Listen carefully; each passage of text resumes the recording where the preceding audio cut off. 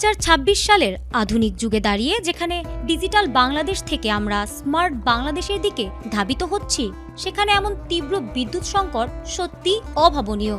তীব্র গরমে যখন জনজীবন ওষ্ঠাগত, তখন লোডশেডিং এর অন্ধকার সাধারণ মানুষের স্বাভাবিক জীবনের ছন্দ কেড়ে নিয়েছে। সবচেয়ে কষ্টের ছবি ফুটে উঠেছে এসএসসি পরীক্ষার্থীদের ক্ষেত্রে।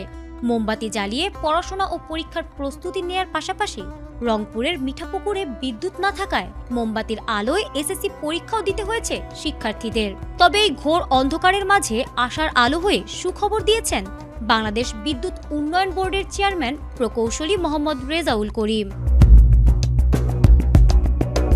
গত সোমবার সন্ধ্যায় তিনি জানিয়েছেন, জাতীয় গ্রিডে বড় অঙ্কের বিদ্যুৎ যুক্ত হওয়ার প্রক্রিয়া শুরু হয়েছে। ভারতের ঝাড়খণ্ডে অবস্থিত আদানি পাওয়ার প্ল্যান্টের দ্বিতীয় ইউনিটটি দীর্ঘ প্রতীক্ষার পর পুনরায় জাতীয় গ্রিডের সাথে সফলভাবে যুক্ত করা হয়েছে বলে জানিয়েছেন তিনি। প্রাথমিক তথ্যানুযায়ী এই কেন্দ্র থেকে বর্তমানে প্রায় 925 মেগাওয়াট বিদ্যুৎ সরবরাহ শুরুও হয়েছে, যা ধুঁকতে থাকা বিদ্যুৎ ব্যবস্থায় নতুন প্রাণের সঞ্চার করেছে। কিন্তু চমক এখানেই শেষ নয়। বিপিডিবি সূত্র আরও বড় সুখবর দিয়েছে। আজ 28 এপ্রিল থেকে দেশের আরও দুটি বড় কেন্দ্র থেকে বিদ্যুৎ আসার কথাও রয়েছে।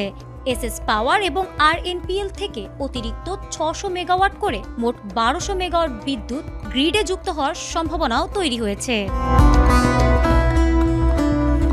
হিসাব করলে দেখা যায়, গত শনিবার যখন 16,900 মেগাওয়াট চাহিদার বিপরীতে উৎপাদন ছিল মাত্র 14,712 মেগাওয়াট, তখন ঘাটতি ছিল বিশাল।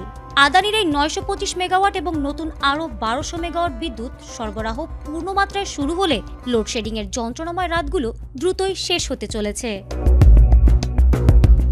ফারহানা হক, এটিএন বাংলা।